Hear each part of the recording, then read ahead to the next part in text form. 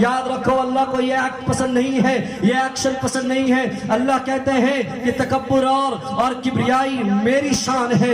اگر کوئی شخص تکبر کرتا ہے تو میں اسے چیر دوں گا, پھاڑ دوں گا.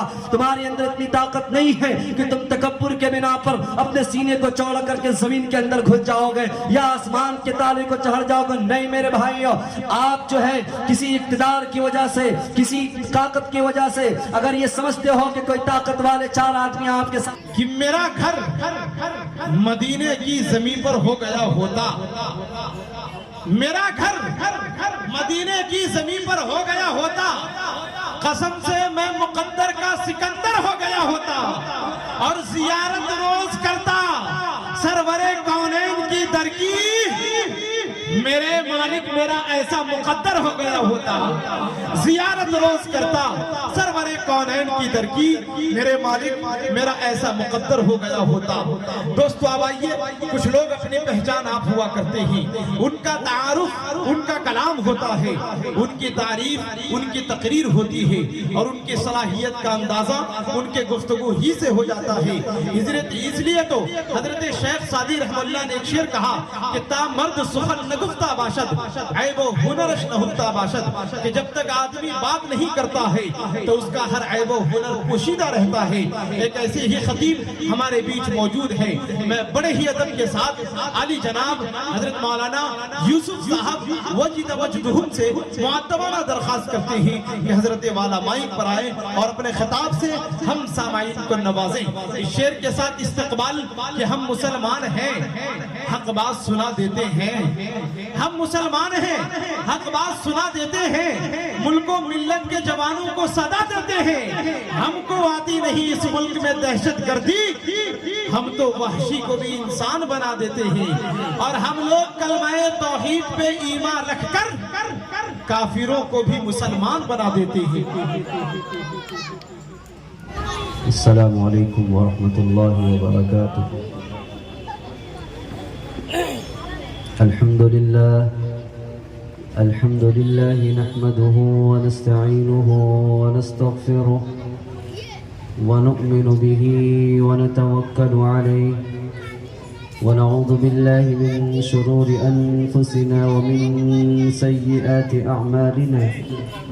من يهده الله فلا مضل له ومن يضلله فلا هادي له, ونشهد أن لا إله إلا الله وحده لا شريك له, ونشهد أن سيدنا وسندنا ونبينا ومولانا محمدا عبده ورسوله صلى الله تعالى عليه وعلى آله وأصحابه وأزواجه وبارك وسلم تسليما كثيرا كثيرا. أما بعد, فقد قال الله تبارك وتعالى في القرآن المجيد والفرقان الحميد: فأعوذ بالله من الشيطان الرجيم, بسم الله الرحمن الرحيم, إن هذا القرآن يهدي للتي هي أقوم إلى آخر الآية. وقال النبي صلى الله عليه وسلم: خيركم من تعلم القرآن وعلمه. صدق الله العظيم وصدق رسوله النبي الأمين الكريم, ونحن على ذلك من الشاهدين والشاكرين, والحمد لله رب العالمين.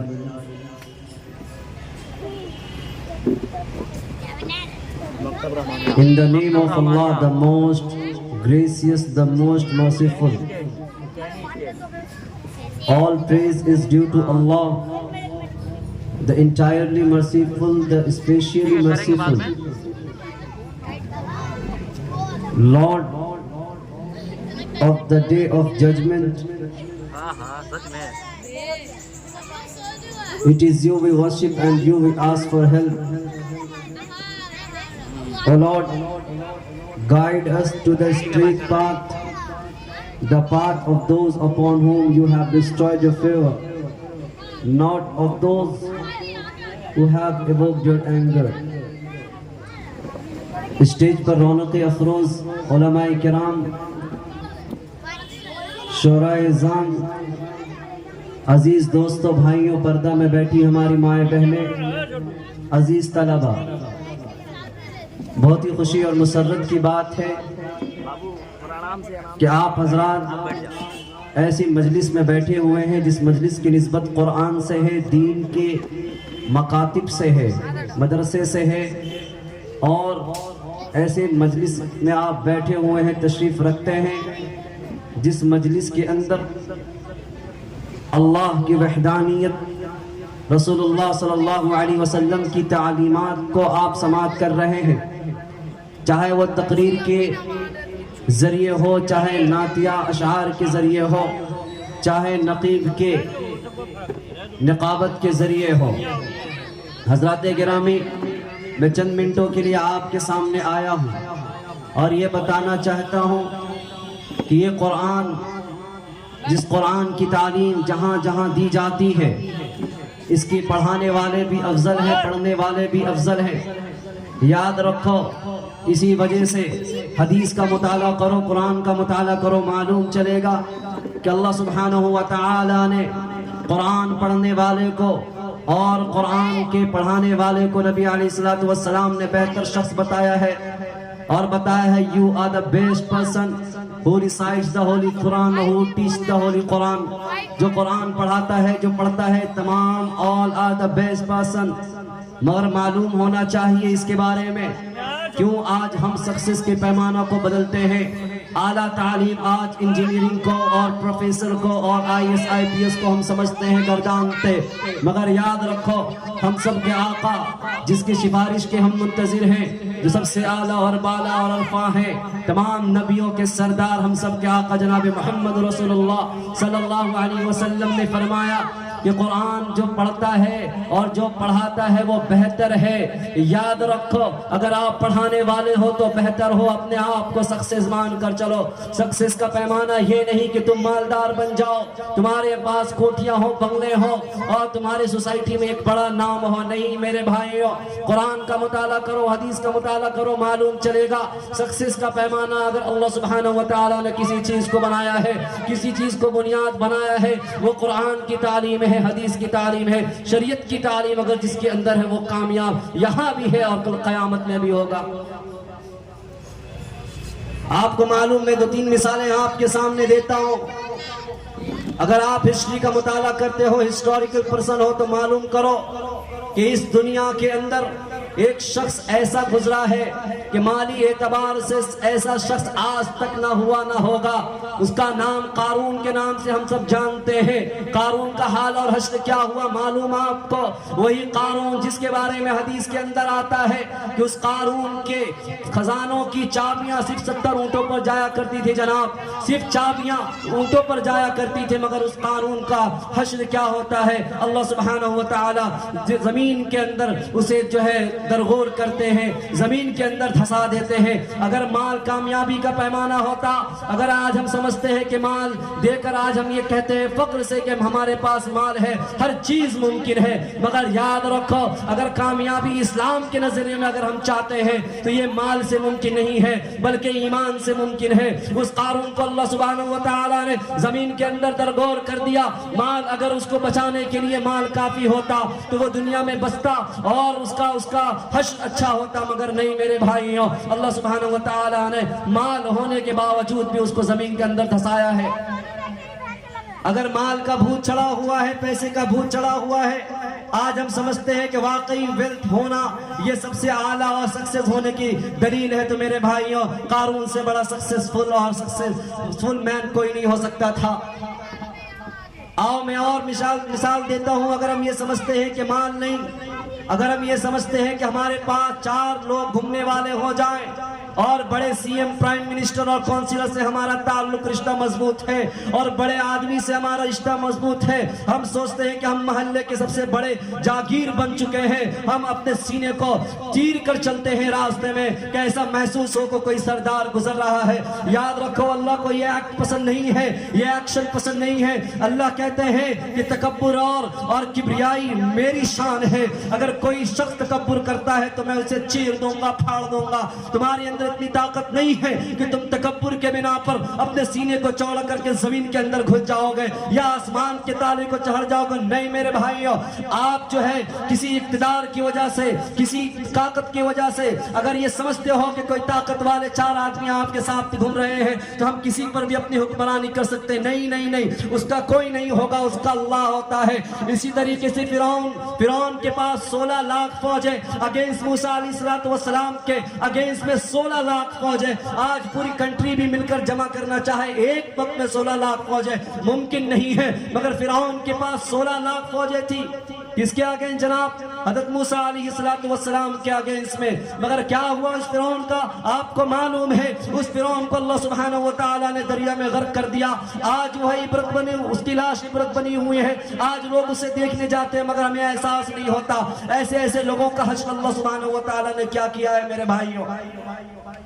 یہ تو ریناؤنڈ پرسن تھے، مگر آج اپنے محلے میں بھی، معاشرے میں بھی ہم دیکھتے ہیں ایسے ایسے لوگوں کو جو اپنے سینوں کو تان کر چلتے ہیں اور اپنے آپ کو روسا میں شامل کرنے والے، اپنے تکبرانہ انداز سے چلنے والوں کا اللہ حشر دنیا میں بھی کر کر دکھاتا.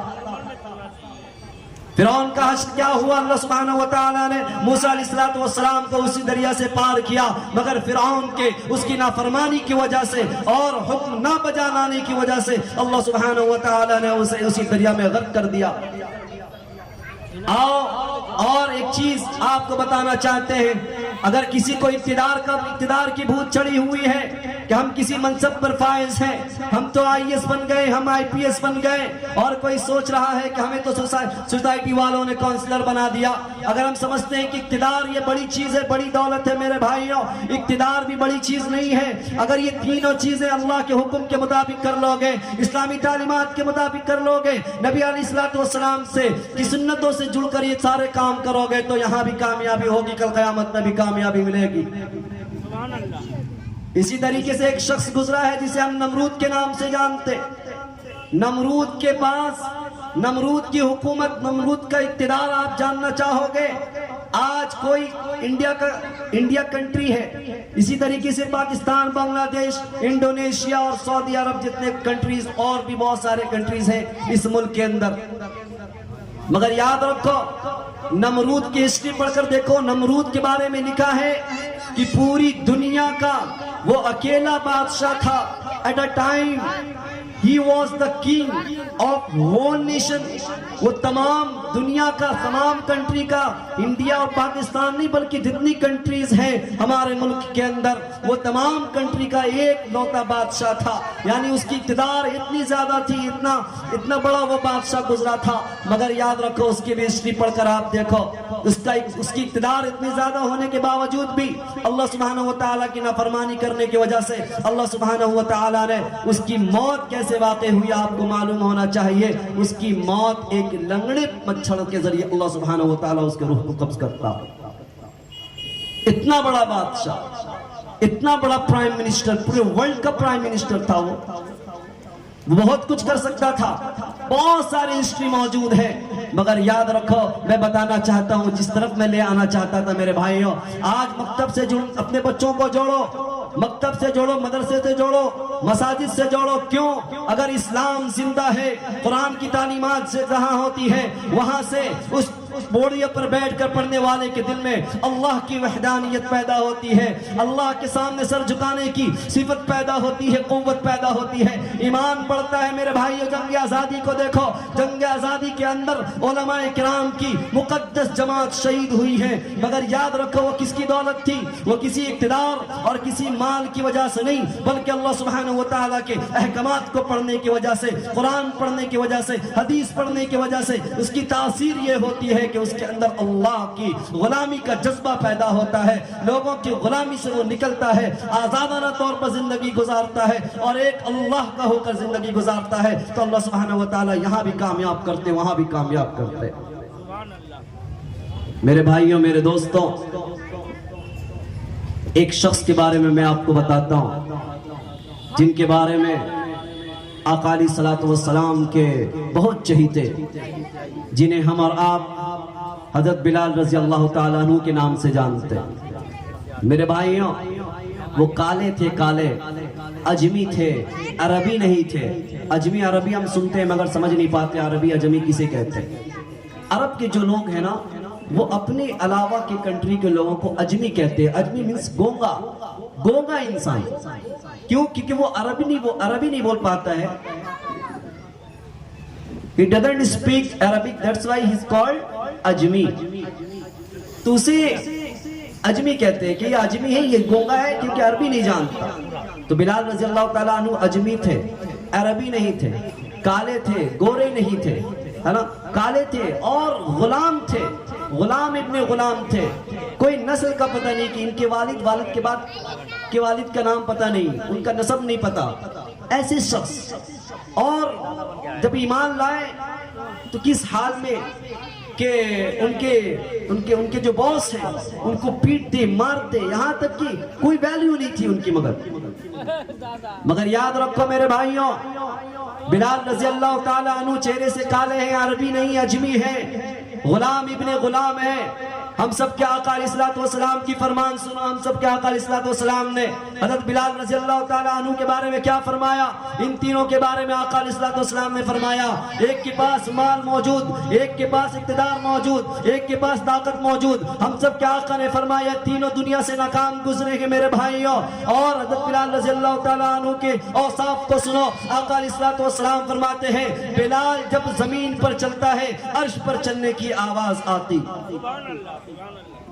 बिलाल जमीन पर चलता है, अर्श पर उसके चप्पल की जो आवाज निकलती है वो अर्श पर आती है। अल्लाह के यहाँ जो मकबूल हो जाए, जिसे सजदे की तौफीक मिल जाए, जो अल्लाह के सामने सर बसुजूद हो जाए, वो यहाँ भी कामयाब है, वहाँ भी कामयाब है। जो कुरान पढ़ता है वो सक्सेस है, वो कामयाब है। सक्सेस के पैमाना अगर तुम चाहते हो मालूम करना तो कुरान में अल्लाह सुब्हानहू व तआला ने फरमा दिया, व अंतुम अलाउना इन कुंतुम मुमिनीन, कि तुम ही सर बुलंद रहोगे अगर तुम पक्के सच्चे मोमिन हो जाओ। अगर तुम नमाज पढ़ते हो, याद रखो अगर हम नमाज पढ़ रहे हैं तो हम कामयाब है, कोई कामयाब समझे या ना समझे। मेरे भाइयों, मेरे दोस्तों, मैं चंद मिनटों के लिए आपके सामने आया था।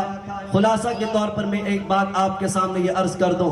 क्यों कि ये जो मकतब रहमानिया चल रहा है, इस मकतब को हम बहुत छोटा सा मकतब समझते हैं, इसके वसाइल नहीं है और वेल सेट नहीं है, तो इन चीज़ों को हम देख के सोचते हैं छोटा सा मकतब है। याद रखो उलमाए किराम की और मुहद्दिसीन की, मुफस्सिरीन की आप तफसीर को पढ़ो, मालूम चलेगा कि जहाँ बच्चे दिनियात पढ़ते हैं, जो जहाँ बेसिक तौर पर जहाँ से स्टार्टर होता है, जहाँ से बच्चे स्टार्ट करते हैं, उसके बारे में कहा है उलमाए किराम ने कि ये अजीम खिदमत है, सबसे बड़ी खिदमत। आलिम बनाने वाला जो मुहद्दिसीन है, जो हदीस पढ़ा रहा है, कहा कि जो दुनियावी कायदा पढ़ाता है, दिनियात पढ़ाता है, उनको अफजल गर्दाना है, उसको अफजल गर्दाना है और बेस्ट कहा है। क्यों कि ये बुनियाद है। यहाँ कुरान अलिफ बा ता सीख रहा है, यहाँ जो है दुनियावी कायदा के कवायद मालूम कर रहा है, यहाँ खाने से पहले की दुआ, और ये पढ़ पढ़ कर कुरान पढ़ता है, फिर पढ़ पढ़ कर हदीस पढ़ता है, अरबी ग्राम, फिर दौरे हदीस में पहुँचता है। क्यों? यहीं से मकतब रहमानिया में मौलाना सलामुल्लाह रहमानी साहब जो है बच्चों को तैयार करते। यही बच्चा कल दौरा पढ़ेगा, यही बच्चा हदीस पढ़ेगा, यही बच्चा वक्त का फकीह बनेगा, यही बच्चा कल वक्त का मुहद्दिस बनेगा। तो क्या है, याद रखो वो हदीस पढ़ाएगा मगर सवाब सबसे ज्यादा यहाँ तक मकतब रहमानिया तक के यहाँ के मुंतज़मीन को, यहाँ के उस्ताद-ए किराम को, यहाँ के बानी को अल्लाह सुब्हानहू व तआला उसका सवाब देता रहेगा। वहाँ भी सवाब पूरा का पूरा, यहाँ भी सवाब पहुँचता रहेगा। ये बहुत अजीम खिदमत है। इसलिए आप तमाम हजरात सपोर्टिव तौर पर, आप तमाम हजरात इसके